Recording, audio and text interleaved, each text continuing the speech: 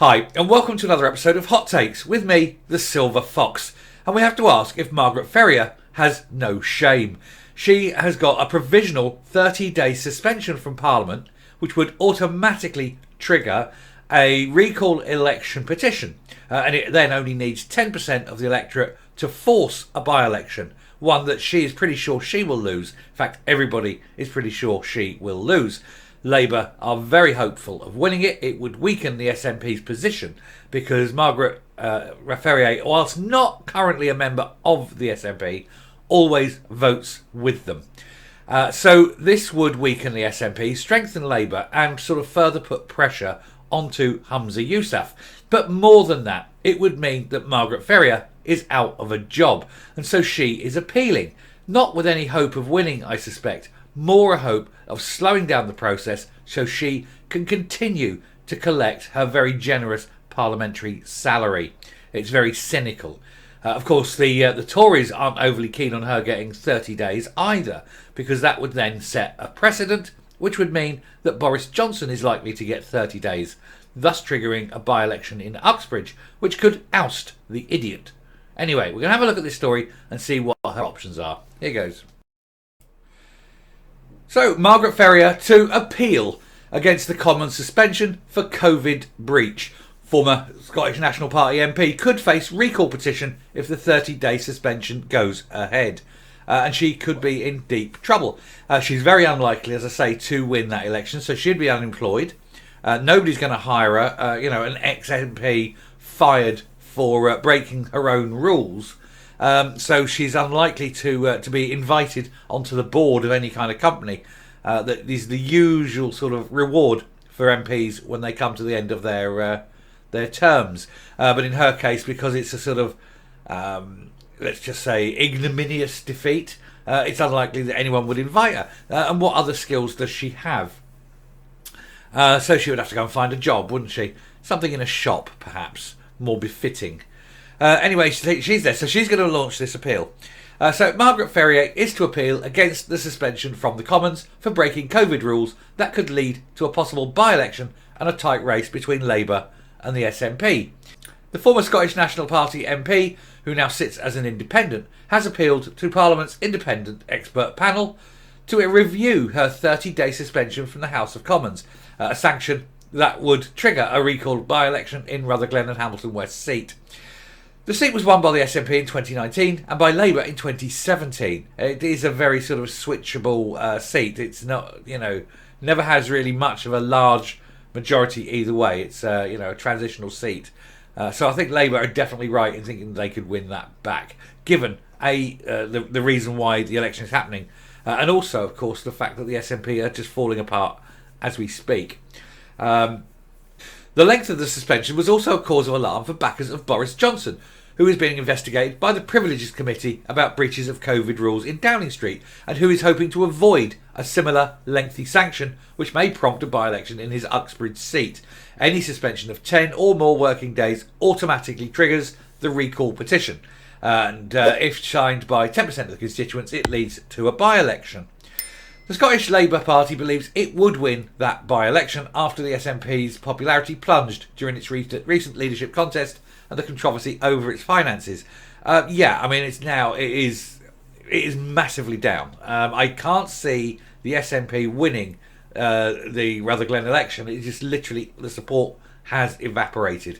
Generally, the support for the SNP has gone down. There's a lot of people leaving the party. The official last published figures of 72,000 are a lot lower than that. I have been reliably informed.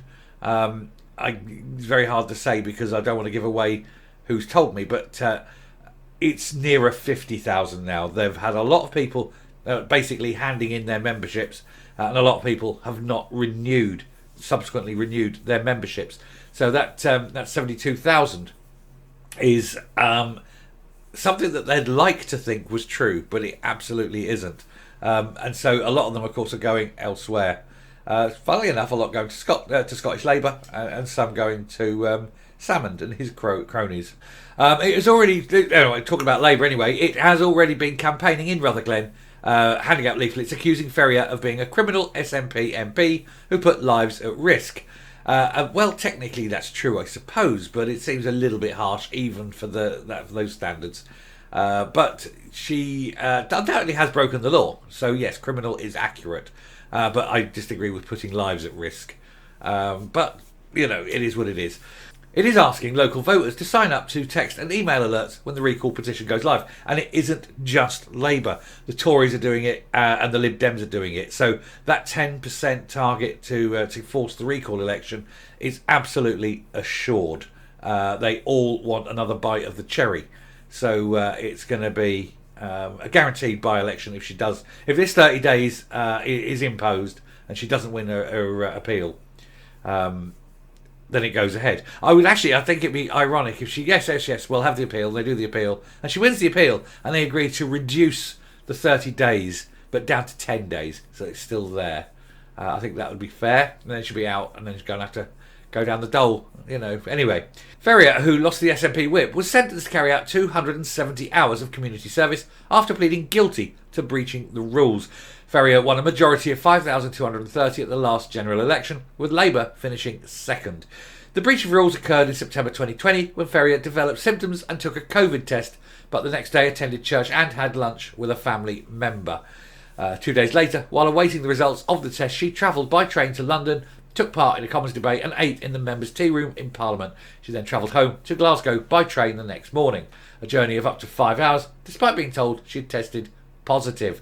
So she brings these rules in, expects us, the hoi polloi, the plebs, the underlings, the serfs, to abide by them, but seems to think that because she's an MP, one of the elite, she's above these rules. Now she's finding out that she's no longer above the rules, and that she's very likely no longer an MP. And it'd be nice to see. It'd be nice to see her stand there and realise that she's been rejected because of her actions. Anyway, I shall stop there. Come up. It's always nice when those who impose upon us are they themselves imposed upon. For her to break the rules that she voted on and brought in, and then to suffer the punishment of those rules, is always nice. It's a little bit of karma in the world, isn't it? And I take no delight in any of the... Oh, who am I kidding? Of course I do. Schadenfreude is a lovely thing, isn't it? I like to see a lot more of them be disbarred, be suspended, forced into by-elections. But this particular by-election comes, of course, at precisely the wrong time. You couldn't time it better. With all the trials and tribulations going through the SNP, to have a by-election in which they will be publicly humiliated by the result. I'm assuming. I mean, if they fail to finish second even, it will be appalling. To lose will be bad enough. To lose will show that the party has been rejected. But to fail to finish second would show an absolute horrific level of rejection, on the point where even Humza Yousaf, I think, would have to consider resigning if they came second, if they came third, for example. I think if they came fourth, he would go immediately. He would have to go. They would have to say to him, he's been rejected. Because this is not just a local issue election. This isn't just for the constituents of Rutherglen to reject a woman who broke the rules and to put in someone new. This will be a repudiation of the SNP as a whole. People will be voting on the national issues, on what they think is going on with the SNP, on what they feel is going wrong with Scotland. It's a really, really sort of bellwether election for the SNP, and if they fail to come second, it shows how far they've fallen. Anyway, I shall stop there. Thank you very much for watching. If you like what you're seeing here on the channel, please hit that subscribe button, ring the bell, let me know if you have anything to say, leave a comment. Definitely leave a like, that helps with the metrics. And until next time, stay safe, stay well, prepare for victory, and goodbye.